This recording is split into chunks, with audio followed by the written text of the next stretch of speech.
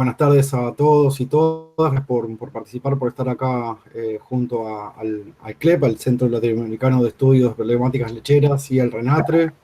Yo soy el delegado provincial de RENATRE en Santa Fe Sur. Quiero hacer un pequeño repaso de los 4 pilares que tenemos nosotros como organismo creado por la ley 25.191. Tiene que ver primero con el registro de los empleadores, sus establecimientos y los trabajadores a través de la libreta de trabajo rural, que es probatoria de un vínculo laboral, es obligatoria y gratuita. Otro de los pilares que tenemos es el sistema integral de prestaciones por desempleo. Le hacemos las contribuciones a los fines jubilatorios durante los meses que dura su prestación, y se le paga la obra social para el trabajador y todo su grupo familiar de la obra social, que es OSPRERA. Y también RENATRE canaliza lo que son las asignaciones familiares. También hacemos lo que son las fiscalizaciones en los campos, ingresamos a los establecimientos a corroborar las condiciones de trabajo y de registración de los trabajadores, luchando contra el trabajo negro, la trata de personas y el trabajo infantil en el ámbito de la ruralidad. Y por último, pero no por eso menos importante, otro de los pilares que tenemos son las capacitaciones para poder enriquecer el sector, que tenga trabajadores más capacitados, productores que puedan encontrar trabajadores con mayores conocimientos a los fines de que el sector crezca y sea una rueda que gire, y que haya más productores para que haya más trabajadores.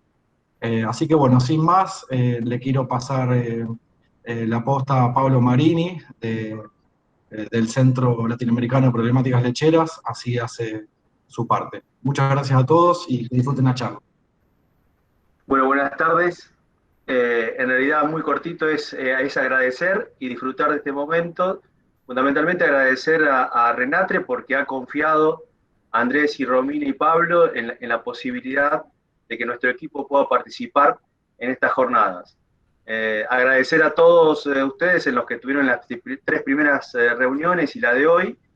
Y nada, con la idea de que podamos seguir conectados de alguna manera con estos tipos de ciclos que me parece que nos acercan, y de alguna manera, lo que dice Andrés, ayudamos a un poco a profesionalizar el trabajo rural. Así que desde ya muchísimas gracias, y creo que ya es momento de escucharlo, Emanuel. Pablito. Muchas gracias. Por último, les quería decir que no duden en levantar la mano si tienen alguna pregunta acá durante la exposición de Manuel. Pero igualmente, si no son atendidas a tiempo, no se preocupen, que al final de la exposición seguro le vamos a dedicar un rato al intercambio y a compartir un poco experiencias de todos. Así que, bueno, ahora sí, no damos más vueltas y le doy la bienvenida al médico veterinario Emanuel Frana con su disertación. Yo ya dejo de presentar y bueno, Manuel, adelante. Bueno, ahí empiezo a presentar. Bueno, muchas gracias a todos. Buenas tardes. Yo soy Emanuel Frana, soy veterinario, docente de la Cátedra de Producción de Ovinos Lecheros y investigador asociado al Centro Latinoamericano de Estudio de Problemática Lechera. Bueno, y un poco la charla de hoy es hablar de la vaca en el posparto, y un poco ver cuáles son los eventos que ocurren en esa vaca y algunas pautas a tener en cuenta y algunas cuestiones de manejo que son ustedes los que van a estar en la diaria y van a estar ahí en la primera línea de batalla para resolver los casos. Pero bueno, antes de entrar en sí en lo que es la vaca y el posparto, me gustaría hablar un poquito de lo que es el periodo de transición. El periodo de transición, ya seguramente ustedes lo han sentido hablar, pero bueno, consta desde el preparto, desde 21 días antes del parto, hasta 21 días después del parto. ¿Por qué es tan importante por ahí este periodo y se está hablando mucho y hacemos mucho énfasis? Porque en este periodo la vaca atraviesa durante o a través de diferentes situaciones, tanto como adaptaciones fisiológicas, adaptaciones metabólicas. La vaca viene gestando un ternero que ocupa casi del 35 al 40% de su cavidad abdominal en la última etapa.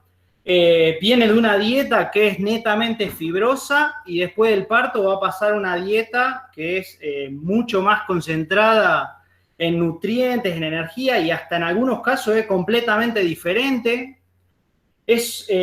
Durante ese periodo y muy cercano al parto, empiezan a intervenir diferentes hormonas que hacen que la vaca se inmunodeprima. Entonces eso va a facilitar que aparezca alguna u otra enfermedad, y a su vez aparecen cambios conductuales en la vaca en sí misma, porque la vaca se prepara para alimentar a un ternero y cuidar de la crianza del ternero. Entonces todos estos cambios que suceden en la transición generan a la vaca, la dejan en un estado de vulnerabilidad que, si nosotros no actuamos de manera ordenada y con buenas prácticas de manejo, podemos acentuar o perjudicar aún más esa vaca, y nos va a traducir en diferentes enfermedades, que todo se va a traducir en que esa vaca va a tener menos producción e indirectamente ustedes van a ganar menos plata, y también menor reproducción. Esa vaca va a tardar más en entrar en celos, no va a quedar preñada en tiempo y forma, se va a alargar la lactancia, y a su vez va a ser una vaca menos eficiente y menos productiva.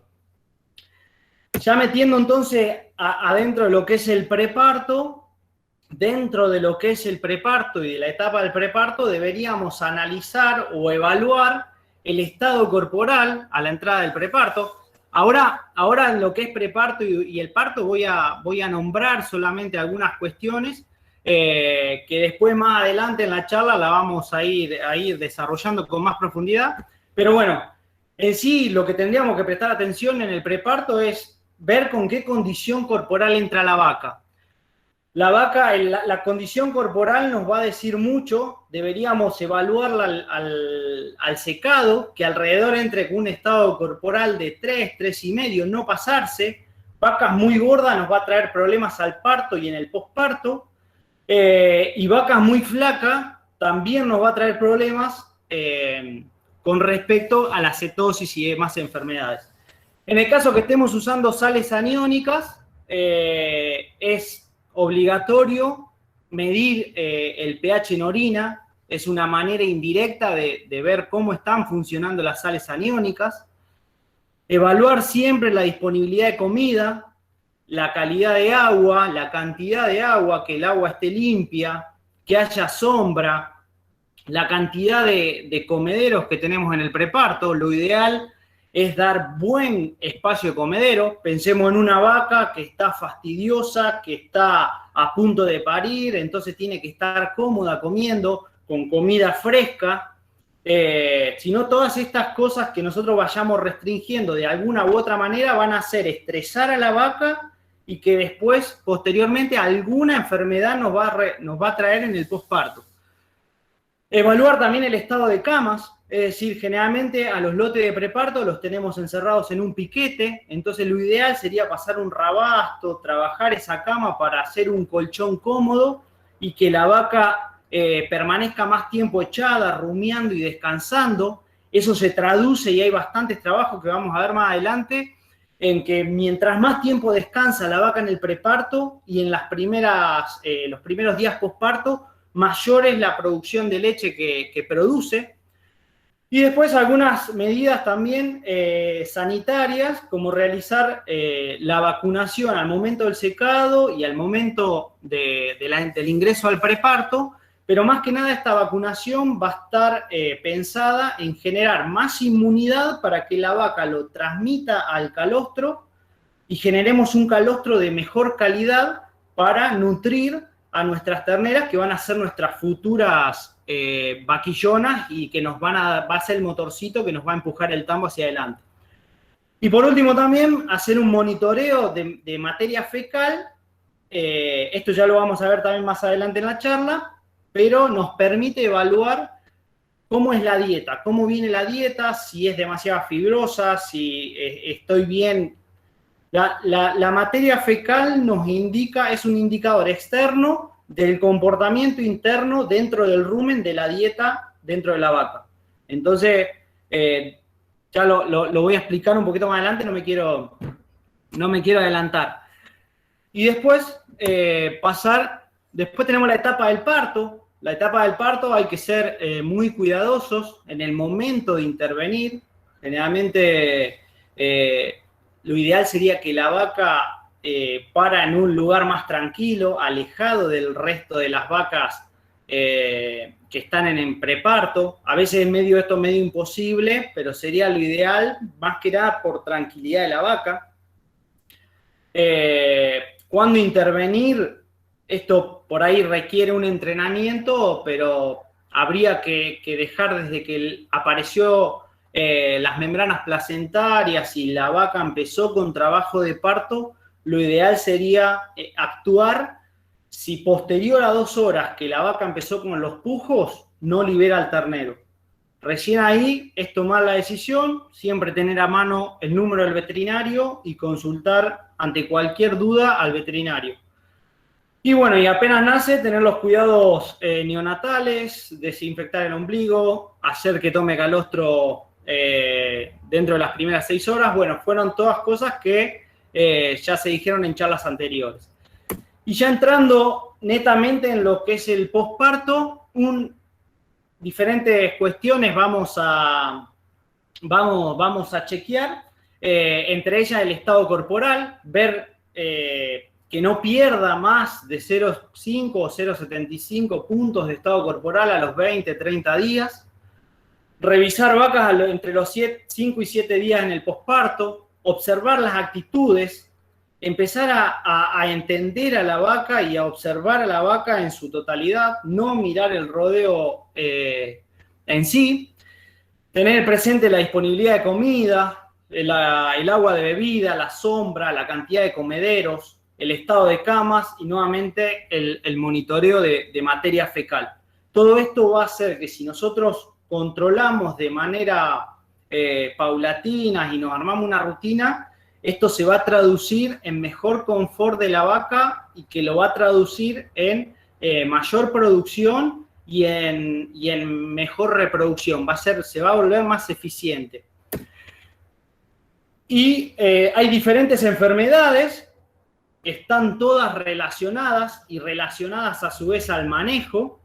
Y entre las enfermedades metabólicas que vemos en el periodo de transición, la más importante o la que más relevancia tiene es la hipocalcemia.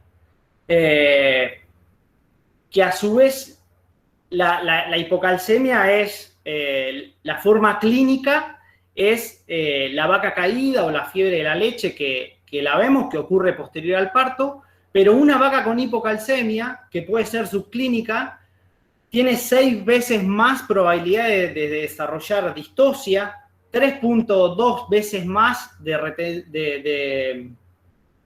padecer retención de placenta, tiene casi 9 veces más de tener cetosis. A su vez, una vaca con cetosis tiene 6 veces más de que ocurra desplazamiento de abomaso. Y bueno, y esto es una enfermedad que va desencadenando en otras enfermedades. Entonces, dentro de lo que es observar, más que mirar, como dije antes, es observar y ver las diferentes, ver a la vaca en particular. Entonces, ¿qué vamos a observar? De frente vamos a ver todas las actitudes de la vaca, es decir, cómo está esa vaca en conjunto con el rodeo, si cuando entregamos la comida, si es una vaca que se acerca a comer o no, si es una vaca que tiene la expresión como decaída, los ojos, generalmente la vaca debe estar vivaz, con ganas de comer, con ojos brillantes. Si tiene ya los ojos más opacos, hundidos, algún problema trae, entonces es una vaca que deberíamos revisar. El tema de las orejas es muy indicativo. Generalmente las vacas nos prestan atención, paran sus orejas, son bastante curiosas y cuando se encuentran ante alguna presencia o empezando a desarrollar una enfermedad, es muy proclive a que agachen las orejas. Y desde atrás también vamos a ver lo que es la temperatura, hacernos la costumbre de tomar temperatura, nos va a dar la decisión de aplicar o no algún tratamiento, ver las descargas uterinas, la placenta, ver también el bosteo, la ubre y demás. Pero sobre todo vamos a tener que observar y prestar mucha atención a aquellas vacas que hayan tenido un parto con ayuda, que hayan tenido partos de mellizos y que tuvieron algún tipo de retención de placenta.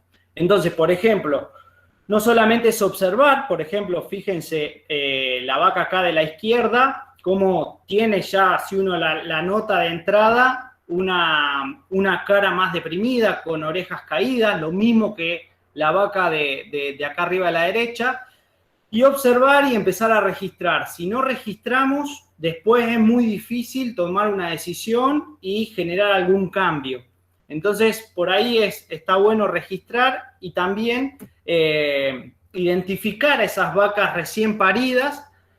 Podemos tener en algunos tambos un rodeo de vacas frescas, entonces generalmente vamos a tener las vacas ahí hasta 30, 45 días, entonces ya sabemos que todas esas vacas le tenemos que prestar más atención, pero si no, identificarlas con cualquier medida, pintura, le podemos anotar la fecha en el anca, le podemos atar una cinta como en estos casos, en la pata, cualquier método que a ustedes les sirva para tenerla identificada y permitirle a ustedes ir evaluándola. Entonces, como dije antes, tomar la temperatura.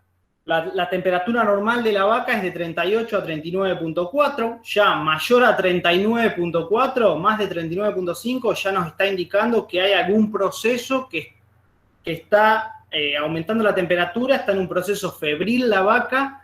Entonces ya deberíamos empezar a tratarla con algún analgésico, con algún antibiótico, dependiendo de la patología que esté. Pero por ahí, ya vamos a ver más adelante, pero que tenga alguna patología y no tiene temperatura o está dentro de los parámetros normales, el tratamiento va a ser otro a si tiene temperatura. Pensemos en que si ya la vaca tiene fiebre, la enfermedad ya se hizo sistémica. Entonces debemos actuar un poquito más rápido que de lo normal. Y ya metiéndonos en lo que es hipocalcemia, que es una enfermedad generalmente común, que afecta a las vacas recién paridas y se expresa hasta 3 días posteriores al parto. Generalmente una enfermedad que se produce en vacas mayores de 3 partos, aunque también aparece con mayor frecuencia en vacas de 2 partos también. Es una enfermedad que por el momento en el que está la vaca y el momento del parto tiene altos requerimientos de calcio. El calcio, por el que no lo sabe, actúa en la contracción del músculo, entonces tiene altas demandas de calcio en el momento del pujo para contraer el músculo y expulsar el feto, y a su vez el calostro tiene también alta demanda de calcio. Entonces, si nosotros no controlamos o no preveemos esto que va a suceder, que sucede de manera natural, la vaca generalmente se queda sin reservas de calcio disponibles en el momento del parto y la vaca se cae. Hay vacas que generalmente se levantan si implementamos algún tratamiento y vacas que no y se mueren. Generalmente la mayoría de las vacas caídas tienen un riesgo de descarte del 47%. Quiere decir que si tenemos una prevalencia del 3%, por ejemplo, o sea, de 100 vacas que tengo, 3 al año se me caen, generalmente la mitad de esas vacas, entre 1 y 2 vacas yo voy a eliminar. Y van a ser generalmente o porque se mueren o porque esa vaca ya quedó débil, por así decirlo, y la termino descartando de la vaca. Entonces una vaca menos que tengo en el rodeo, una vaca que me empieza a producir menos leche y una vaca que me demanda mayor gasto a la hora de tratar las diferentes patologías. Y esta es la forma clínica, porque es la forma que vemos.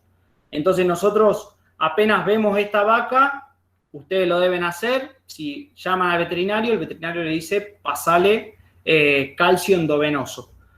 Esa es una forma. Lo ideal siempre asegurarse que el calcio venga junto con magnesio, porque no siempre está asociado al calcio, sino al magnesio. Entonces, repetir no solamente a ese momento, sino a las 12 horas posteriores, dar otro frasco de calcio endovenoso. Si ya sabemos que son vacas de alta producción, por ahí está bueno de aplicar bolos intrarruminales de calcio al momento del parto y 12 horas posteriores, como para hacerlo de manera preventiva. Y la parte subclínica, lo que no vemos, como antes nombré, interviene tanto en la función muscular, el calcio, como en la función inmune. Entonces, por ahí la vaca no se nos cae, pero nos disminuye la función muscular y la función inmune. Entonces vamos a tener menor movilidad del rumen, lo que nos trae a menor consumo, y el menor consumo nos lleva a algún problema de disminución de llenado ruminal, con algún caso de desplazamiento abomaso, nos lleva a menor producción de leche y nos lleva a un balance energético negativo, que la vaca produce otras patologías como son cetosis, porque la vaca, si la comida no se la aportamos con el alimento, la vaca tiene altos requerimientos y los saca de sus reservas corporales. Estas reservas corporales, que es la grasa, envía al hígado a que lo transforme en energía para que lo aproveche la vaca, y el hígado no llega a depurar esa grasa, se acumula, transforma en hígado graso y en cetosis, una de las formas de cetosis que vamos a ver más adelante. Y a su vez el calcio, como está relacionado con la función inmune, deprime, la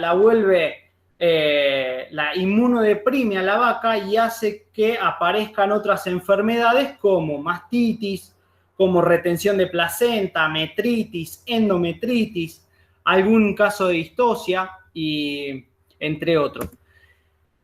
Pero ahora bien, lo ideal es ganarle a la hipocalcemia y prevenirlo. Entonces tenemos dos maneras de prevenirlo, por ahí que esto lo debería evaluar un veterinario, un ingeniero, un nutricionista.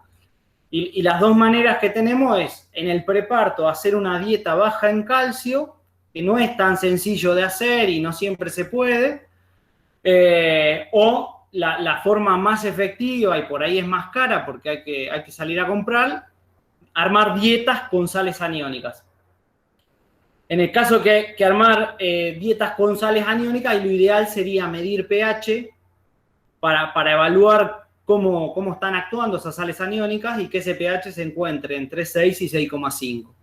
Si tenemos pH más alto, cercanos a 7, 7.5, 8, que es el pH normal de la orina de la vaca, nos quiere decir que las sales aniónicas no están funcionando correctamente, y si nos pasamos, si nos hace muy negativos, tenemos la posibilidad de que ocurra algún problema renal. Entonces tenemos que mantenerlo ahí en ese límite. Con respecto a la cetosis, que es otra de las enfermedades que aparecen en el posparto, generalmente tenemos dos tipos de cetosis. Esta es la tipo 1, donde generalmente ocurre entre los 14 y los 20 días de parida. Una vaca con cetosis es una vaca que ustedes la observaron, que empieza a disminuir su producción de leche,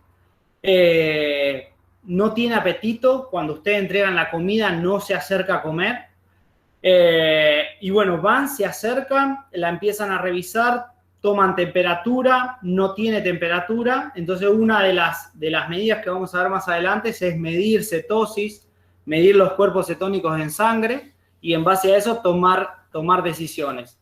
Una de las decisiones, de acuerdo al tipo de cetosis, es administrar glucosa con propilenglicol, con con sueros glucosados, etc.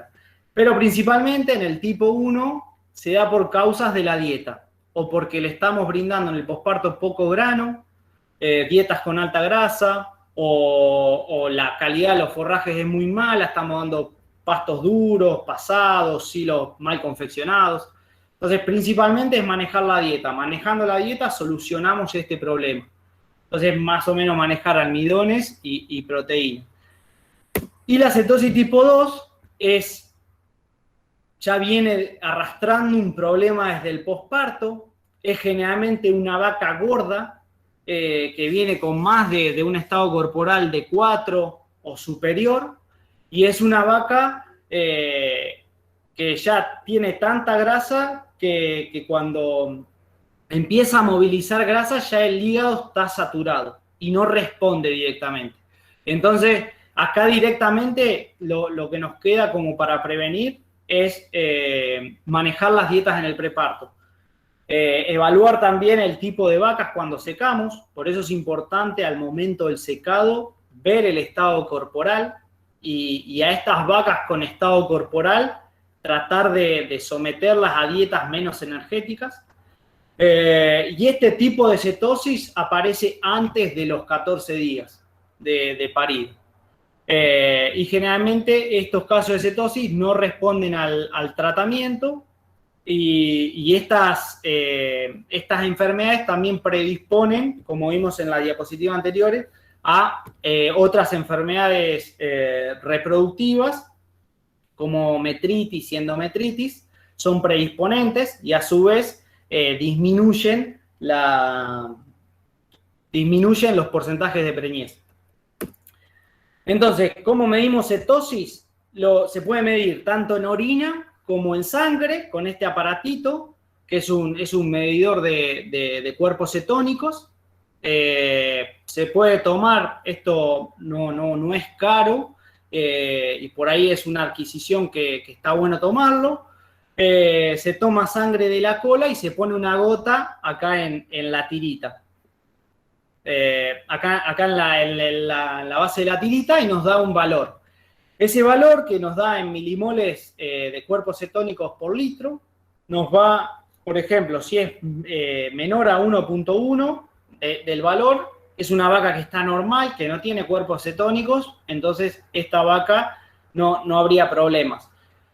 Si el valor nos da entre 1.2 y 2.9, ya acá estamos en un caso de cetosis subclínica y es una vaca que todavía no nos muestra ningún síntoma, más allá de que puede empezar a bajar producción o empezar a disminuir el apetito, pero es una vaca que deberíamos tratar.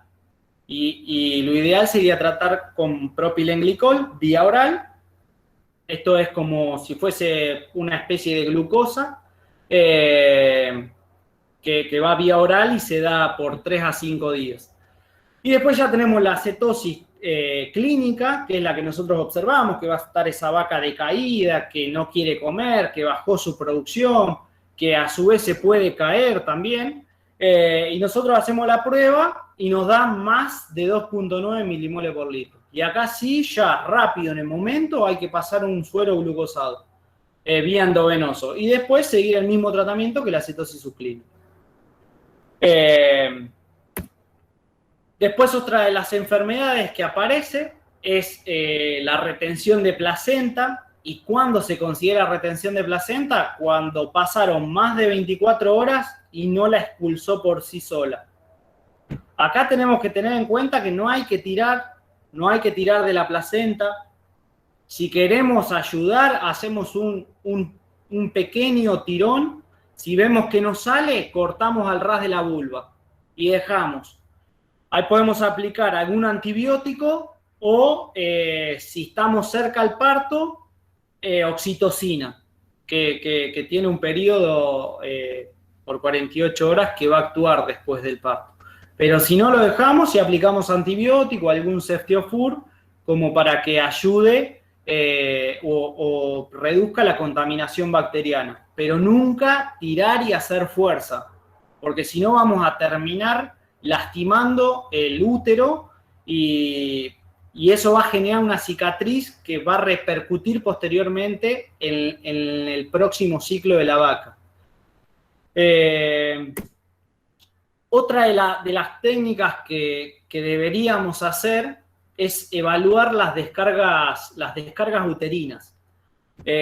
¿Por qué? Porque hay diferentes enfermedades que se manifiestan que si nosotros no observamos esta descarga uterina, pasan de largo y después vemos que las vacas tardan en preñarse o no entran en celo y demás. Entonces, de esta manera nosotros nos anticiparíamos y observaríamos de antemano para tomar una decisión, obviamente, decir tratamos, no tratamos, o por lo menos ya sabemos que esa vaca viene con un proceso más lento de curación y ya sabemos que si esa vaca, por ejemplo, la inseminamos, tiene menos chances de quedar preñada que una vaca que viene con una involución uterina normal.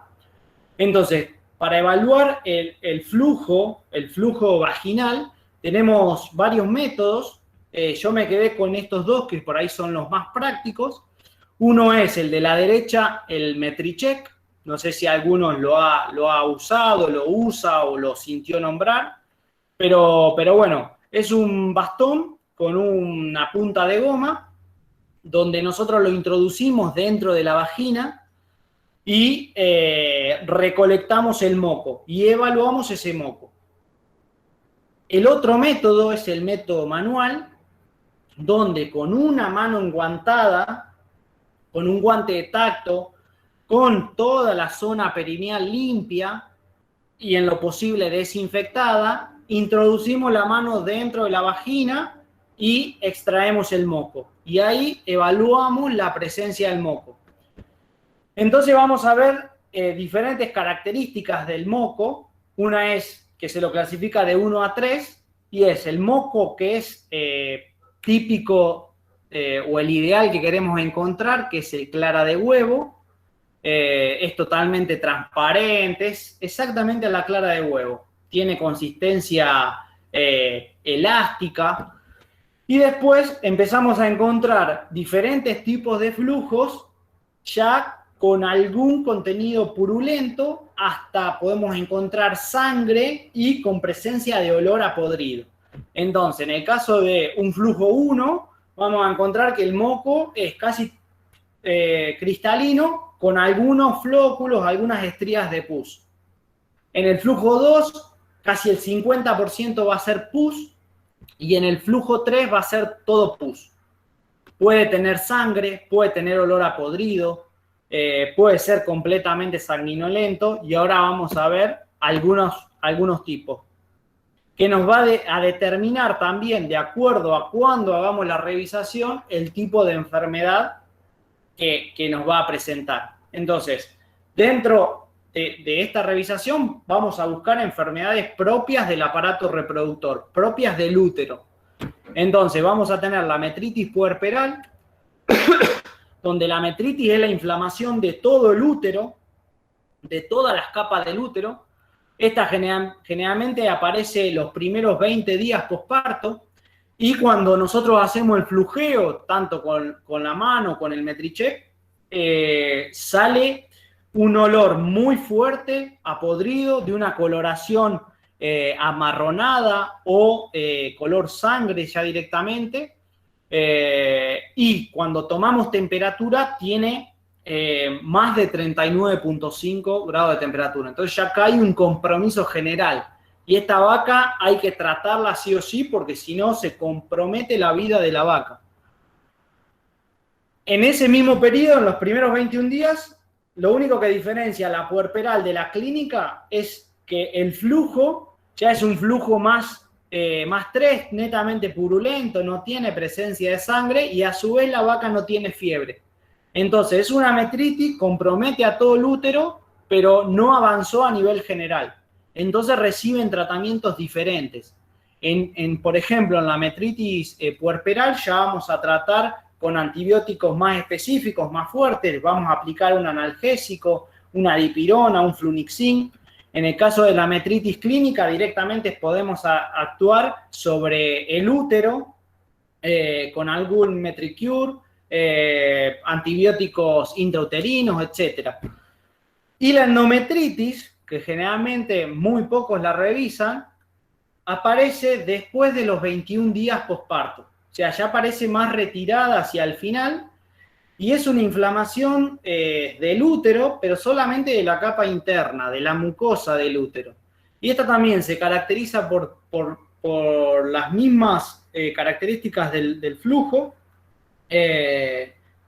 Lo ideal es que ese flujo sea cero, sea netamente una clara de huevo, entonces a nosotros nos indica que todo el preparto y todo el periodo de transición se hizo de correcta manera y esa es una vaca sana que está apta reproductivamente, quizás ya para recibir una inseminación o para recibir al toro. Y si tiene algún grado de pus, vamos a decidir si la tratamos o no. En el caso que tenga un flujo 1 y hasta un flujo 2, yo no decido tratarla, porque me hace pensar de que esa vaca puede venir recuperándose de alguna infección, es un proceso normal de involución uterina y se está recuperando.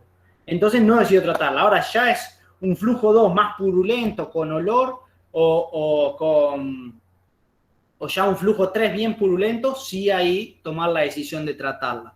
Y obviamente evaluando toda la actitud y el resto de la vaca y también si tiene presencia de temperatura o no, decidimos si agregamos más antibióticos, si utilizamos otra droga. Entonces, como regla general, lo ideal sería hacer una primera revisación a todas las vacas que paren entre el día 5 y 7 de que parió, más que nada para evaluar metritis. Entonces, día 5 o 7, nosotros a la parida le pusimos una cintita para darnos cuenta, porque no tenemos rodeo de fresca. Entonces, llega, más o menos le calculamos los días, revisamos. Metemos la mano, tomamos temperatura o usamos el MetriCheck y vemos. ¿Por qué se los indico y se los dejo a disposición para que ustedes lo realicen? Porque generalmente el veterinario, si no es un tamo muy grande, va o cada 15 días o cada 30 días. Entonces, cada 15 días ya se le pasaron mucha cantidad de vacas para revisar y más si fue cada 30 días. Entonces, por ahí es una capacitación hacia el personal que está continuamente con las vacas para realizar este entrenamiento y detectar y empezar a tomar medidas. Sí, ante lo que usted encuentre, es llamar al veterinario e indicarle lo que ustedes ven, transmitirle cómo está esa vaca y en base a eso tomar una decisión en conjunto. Y después revisar a las vacas que vienen bien dentro del día 5 a 7, hasta que la revise el veterinario, no hay problema. Si esa vaca encontramos un flujo, por ejemplo, una metritis puerperal, le iniciamos el tratamiento, lo ideal sería revisarla 7 días después para evaluar el tratamiento, si fue efectivo o no fue efectivo, y hacerle un seguimiento. Otra de las características que tenemos que tener muy presente es evaluar el consumo de alimento de esa vaca. Fíjense la imagen de la izquierda, donde primero hay presencia de nylon, de silo bolsa en el comedero, lo cual no debería estar. Esto es muy probable que la vaca lo coma y genere alguna obstrucción dentro del rumen y nos va a traer alguna patología. Entonces, ser prolijo, porque más en estos momentos, toda esta comida que desparramamos es plata que tiramos. Entonces, debemos tratar de que la comida quede dentro del comedero. A su vez, ¿cómo la distribuimos? Si dejamos acumular mucho tiempo la comida y si damos dieta sobre todo con silo, el silo se recalienta y puede generar algún tipo de acidosis dentro de la vaca. Y después también hacer algún tipo de lectura de comederos. Es decir, si nosotros damos de comer y es un lote que está todo encerrado y cuando volvemos a dar de comer encontramos esta foto, que están totalmente lamidos los comederos, es que las vacas están pasando hambre.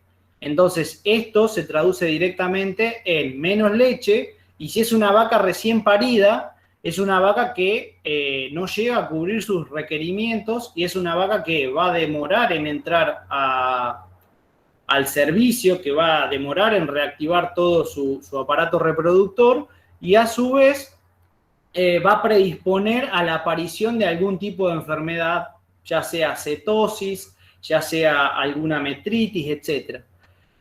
Este sería más o menos lo ideal, o sea, dejar de 3 a 5 centímetros que haya en el comedero y de esa manera nos está asegurando que lo que estamos tirando de comida, la vaca lo come en tiempo y forma y cuando volvemos a tirar, esa vaca está dentro de todo llena. Y la foto de la derecha, que ya son los comederos totalmente movidos, esta es una vaca que está con mucha hambre, entonces empuja los comederos para comer lo que está abajo del comedero. Esta vaca, si yo veo esta foto en el preparto, es seguro que algún problema de hipocalcemia o algún problema de cetosis voy a tener en el posparto. Es clavado eso. Entonces, bueno, es parte de chequear para evaluar el consumo. Lo otro es, si trabajamos en el mixer o si somos los que damos comida, tratar de que la comida se reparta de forma pareja a lo largo del comedero.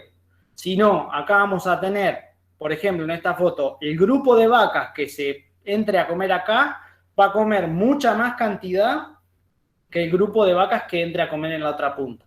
Entonces, eso nos va a repercutir después, si es una vaca recién parida, en que le va a faltar energía y la va a predisponer a la aparición de algún tipo de enfermedad. Lo mismo ocurre de este lado. Fíjense que hay zonas donde hay más cantidad de comida y hay zonas donde hay menor cantidad. A su vez, en estas acumulaciones de comida también, principalmente las dietas de tambo tienen silo. Entonces, si es mucha cantidad de silo, eso también va a fermentar, se va a calentar y puede generar algún tipo de disturbio ruminal, ya sea como la acidosis. Y lo otro es evaluar también la cantidad de comederos. Entonces, fíjense acá que hay poca cantidad de comederos, entonces esto, generalmente las vacas se manejan por estratos sociales, y si tenemos un rodeo de vacas junto con vaquillonas, las vaquillonas nunca van a llegar a ir a comer. Y son las que después nos van a transmitir algún tipo de enfermedad. Entonces, lo ideal sería que en las vacas recién paridas, o si tenemos un lote de frescas, también lo mismo ocurre en el preparto, es más o menos manejar de 70 a 1 metro lineal de comedero por vaca.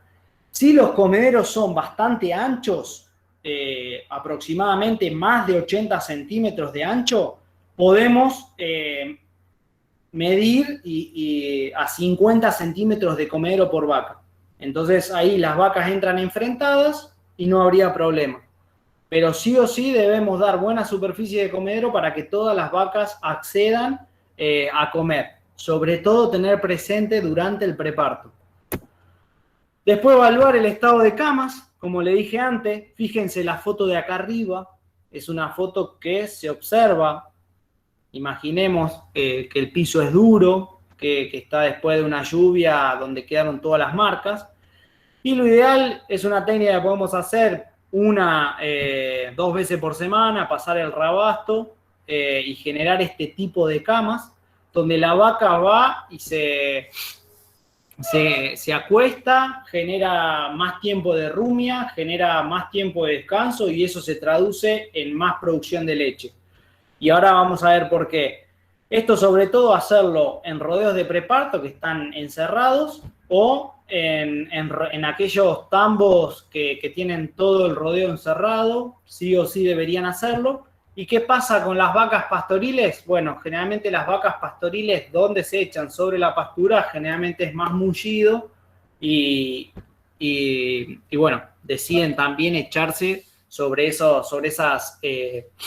pasto. Y acá fíjense de un ensayo que se hicieron evaluaron vacas con el mínimo de estar acostada, que fueron 7 horas, comparado con lo ideal, que sería 14 horas de descanso. Entonces, por ejemplo, aquellas que tuvieron 14 horas de descanso, o sea, el doble, tuvieron mayor flujo sanguíneo de sangre que llega a la ubre, y eso se traduce en casi de 0,7 a 1 kilo más de leche por día. Esa vaca está más tiempo descansando, entonces rumea más todo lo que come, entonces extrae más energía, tiene una mejor eficiencia de digestión, y eso se traduce en casi 1 litro más de leche por día. Tiene menos estrés porque está menos tiempo parada, está más cómoda, entonces menos estrés en pie, tiene menos problemas de patas, se traduce en 1,4 kilos más de leche, menos cansancio y mayor consumo de alimento tiene. Esto ahí está comprobado que si la vaca descansa más y uno ofrece buena cantidad de comida, se traduce en mayor consumo y mayor consumo en mayor producción. Entonces, es un dato a tener en cuenta también el estado de las camas. Después el estado corporal, que les mencioné antes. Acá tenemos 2 cuadros, generalmente son los 2 de evaluación de estado corporal al preparto. Y uno acá vemos a la entrada del preparto, 3 condiciones corporal diferentes. Una condición, la azul, cercana al 2,8. La verde 3,5 y la roja 4,3. Y fíjense cómo al momento del parto, la de mayor estado corporal reduce el consumo casi más drásticamente que el resto de las vacas con condición corporal más óptima, llamémosle. Esa reducción de consumo se traduce en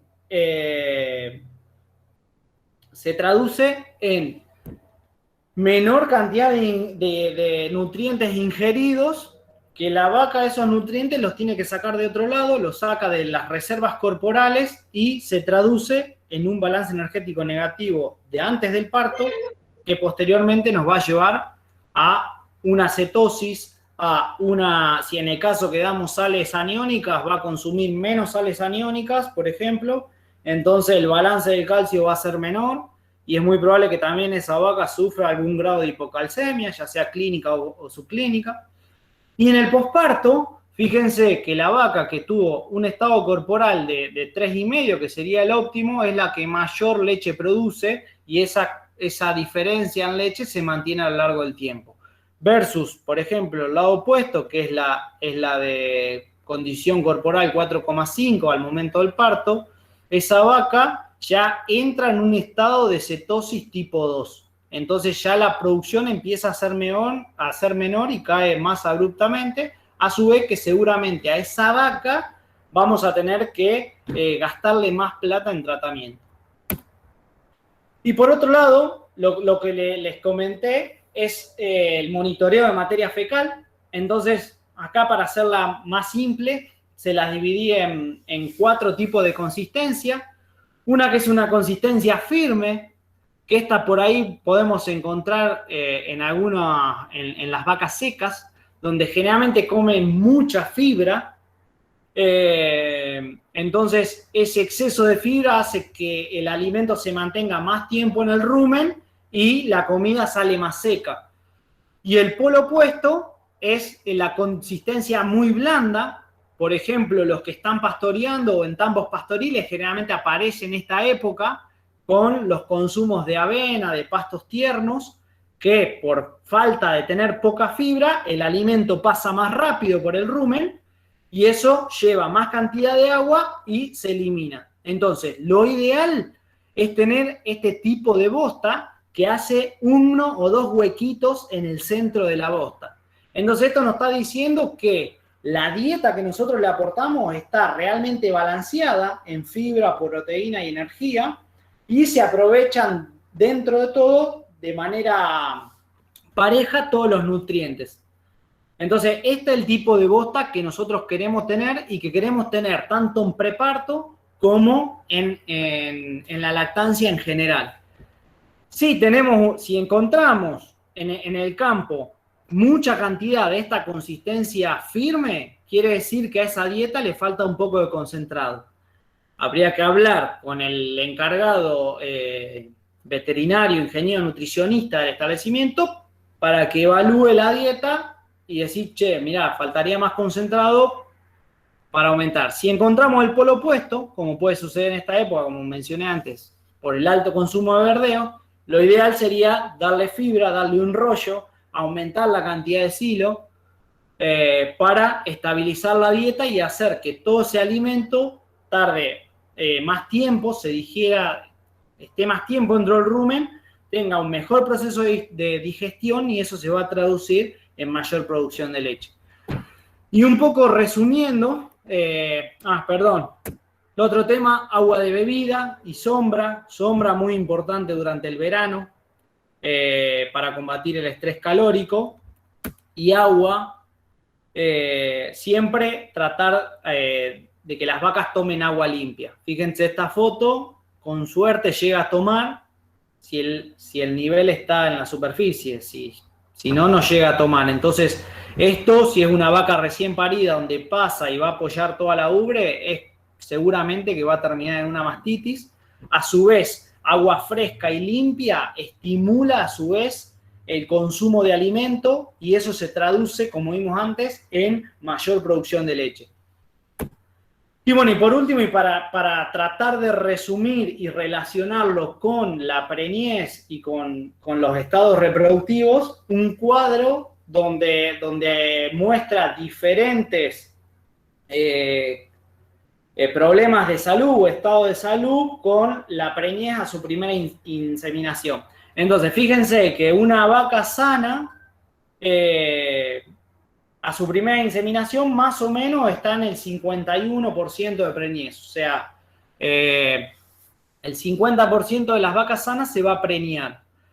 Ya si tiene un caso de enfermedad, cualquiera sea, la preñez baja a 43%, y si a su vez en ese periodo de transición tuvo más de una enfermedad, mastitis, algún problema de cetosis, hipocalcemia, cualquiera sea, ya baja a un 34%. Entonces este cuadro es un poco para mostrar lo importante y expresar los números, lo importante que es toda la salud en su totalidad comparado con la reproducción. Más reproducción tengamos, más rápido vamos a hacer el ciclo, vamos a lograr que la vaca tenga un ternero por año, vamos a tener muchos picos de producción. Eso se va a traducir en mucho más leche a través del año, con lo cual ganamos todos. Ganan ustedes como empleado, el productor y toda la gente que trabaje en conjunto. Así que bueno, un poco fue la charla esta. Espero no haber ido muy rápido y espero que se haya entendido. Y bueno, agradecerles a todos por la presencia y el tiempo. Excelente, Manuel. Muy buena la charla. Muchas gracias. Me sumo al agradecimiento de Andrés, Manuel, muy bueno, muy completo y súper técnico, así que seguro que muchos van a poder sacar provecho de esto. Lo que me gustaría ahora es invitarlos, no sé si a alguien le quedó alguna pregunta puntual de lo que fue la exposición de Manuel, si quiere levantar la mano, ponerlo en el chat, somos todos oídos, o simplemente tal vez contar alguna experiencia, ¿no? De lo que fue. Rosa levantó la mano. Gracias Andrés. También Gracieri levantó la mano. Sí, hola. Mientras Rosa silencia. Sí, hola, buenas tardes. Muy buena la charla, para felicitarlo al doctor, y muy importante. Una consulta que por ahí no sé si creo que no se tocó, una consulta simplemente. Una vaca que ya está en lactación, tipo 5 o 6 meses en lactación, ¿puede tener problemas de descalcificación y puede llegar a ocasionarle la muerte por exceso de ordeño, supuestamente? Muy buena la pregunta. Puede llegar a ocurrir, pero no va a ser por una patología que haya ocurrido durante el parto. sino que puede estar asociado a otras patologías y más que nada referidas a la dieta. Por ahí falta de aporte de calcio en la dieta o alguna interacción con otros minerales o plantas tóxicas que secuestran el calcio y eso hace que la vaca no lo tenga disponible. Generalmente no sucede porque la vaca y el metabolismo del calcio es muy eficiente, es muy eficiente. La vaca baja un poquito el nivel de calcio en sangre y ya libera una hormona que hace liberar calcio de los huesos. Ahora, si estuvimos extrayendo mucho calcio del hueso, es una vaca de alta producción y no le estamos aportando calcio, seguramente se va a caer. Puede ser que tenga síntomas como de temblores, así en los músculos. Generalmente, sí, pero generalmente eso está asociado más que con el calcio, con el magnesio. Entonces, generalmente se da por una hipomagnesemia, que también puede ser o por falta de consumo de magnesio o por un exceso, por ejemplo, de grasa en la dieta, que secuestra el magnesio y eso hace que la vaca empiece con temblores y termina muriendo. Pero es más un signo de hipomagnesemia que de hipocalcemia. Muchas gracias.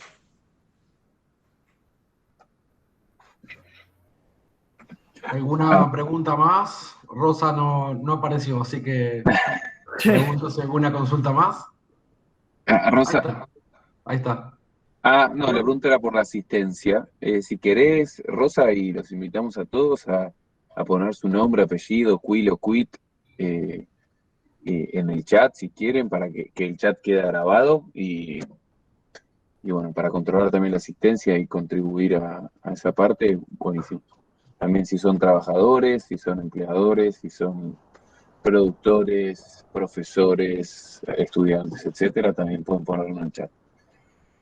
No sé si alguien más tiene alguna pregunta. Andrés, ahí vos que estabas viendo. Me parece que Verónica está intentando habilitar el micrófono. Verónica. Adelante. Sí, mismo para comentar alguna experiencia, no sé si Manuel tenés alguna consulta respecto a eso, o Pablo, viste, para comentarles sobre alguna experiencia que hayan pasado en torno a este posparto. No, yo por ahí hice bastante hincapié en lo que es revisación de enfermedades uterinas. Por ahí uno de los trabajos que estoy haciendo en la especialidad es analizar esas enfermedades uterinas en el posparto y en uno de los productores que estamos, bueno, encontramos donde hay más del 50% de las vacas a los 21 días que están sucias. Entonces, por ahí son vacas que después ya uno las quiere inseminar y se pregunta por qué tarda tanto en preñar a esa vaca, y es porque realmente nunca se la estuvo revisando, entonces no se conocía el estado de esa vaca, y bueno, ya a partir de ahí empezamos a mejorar en el preparto, a armar un preparto, a generar y a darle más énfasis a ese periodo de transición. Y bueno, de esa manera uno va de a poquito reduciendo esos valores, encontrando vacas más sanas, y eso se traduce, bueno, en mejor producción y obviamente mejor fertilidad. Genial, Emanuel, gracias. Excelente. Ahí estaban saludando desde Chile. Tuvimos también unos saludos desde Estados Unidos, de Filadelfia, que esperábamos que en el próximo ciclo de charlas lo podamos sumar. Así que bueno, muy exitoso viene siendo el ciclo, les agradecemos a todos.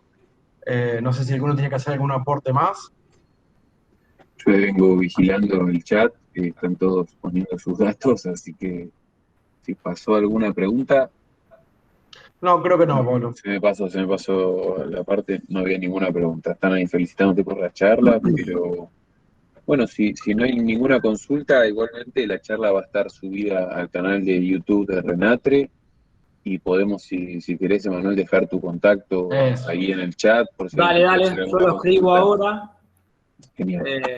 Así ya tienen mi contacto y mi mail. Genial. Y bueno, después para ya, no sé si Andrés querés ir cerrando, comentarles No, un poco de estas perspectivas de tal vez un próximo ciclo, etcétera. No sé. sí. Estamos en un contexto donde, bueno, está habiendo modificaciones en lo que es la producción animal, con novedades en cierre o apertura de exportación. Estamos en un momento eh, de bastante incertidumbre, esperemos que esto aclare pronto. Eh, por lo pronto, aquellos que estén en esta audiencia, eh, eh, oyéndome, que estén relativamente cerca de la ciudad de Rosario, les quería informar que tenemos para eh, los hijos de pequeños productores o de trabajadores rurales, eh, tenemos un sistema de becas a través de la Universidad Nacional de Rosario, que bueno, que quería informarles que cualquier cosa se pongan en contacto con Renatre, con la delegación de Santa Fe Sur, que está en la ciudad de Rosario. Así le brindamos información no solo en la universidad, en la Facultad de Ciencias Veterinarias, sino también en cualquiera de las facultades de esta alta casa de estudios. Así que bueno, también queríamos poner eso a disposición de ustedes, tanto sea productores como empleadores, para que lo tengan en cuenta, chicos de entre 18 y 25 años que a lo mejor sus hijos, que nos consulten, a lo mejor podemos ayudarlo también con eso. Así que bueno, sin más, muchísimas gracias para todos y buenas noches. Bueno, ahí contesto una pregunta de Rosa, Dale. Sí, que gracias. dijo cuántos años de vida útil tiene una vaca en el tambo. La verdad que bueno, por años de vida útil puede llegar, y hemos encontrado en registros de vacas con 10, 12, 15 partos y están en producción. Yo también soy propietario ahora hace poco de un tambo y tengo una vaca de 9 partos. Entonces creo que la mayoría de los tambos, la duración de las vacas en el tambo es de aproximadamente 3 lactancias. ¿Por qué es esa duración? Bueno, porque quizás no atendemos todas estas enfermedades de transición, entonces una vaca que no se logra preñar rápido y es una vaca que tenemos que descartar porque ya recibió muchos servicios, no se está preñando fácil, y también porque por ahí es una vaca que no está adaptada a nuestro sistema. Entonces, es por ahí larga la discusión, pero yendo concretamente a la pregunta, hay vacas adaptadas al sistema que duran bastante. Entonces, por ahí es, en vez de buscar la más productora, la que más leche produce, buscar la más eficiente y la que se preña todos los años de manera consecutiva y a su vez que es buena productora. Excelente, Manuel. Yo iba a poner depende, pero fue una mejor respuesta, sin duda. Así que gracias. Bueno, ahora sí, me parece, sumándome al saludo a Andrés y en nombre de todos los que coorganizamos estos espacios, los esperamos ver pronto y bueno, seguramente sigan ahí en el canal de YouTube de Renatre o en la página de Renatre, donde tenemos un calendario con todas las capacitaciones que se están dictando, las próximas, las que se dieron. Y bueno, los esperamos que en cualquier momento para ver si hacemos un segundo ciclo y sin duda, si no, en algún otro espacio de capacitaciones que son varios. Así que muchísimas gracias y nos vemos pronto. Gracias a todos, buenas noches. Bueno, muchas gracias a todos y bueno, gracias Renatre por dejarnos participar. La verdad que un gusto participar y bueno, esperemos que le haya servido a todos la charla. Sin duda, y pensar que esto queda también en el canal, así que va a servir para próximas personas que lo vayan a ver también. Así que los saludamos y nos vemos la próxima. Muchas gracias, buenas noches.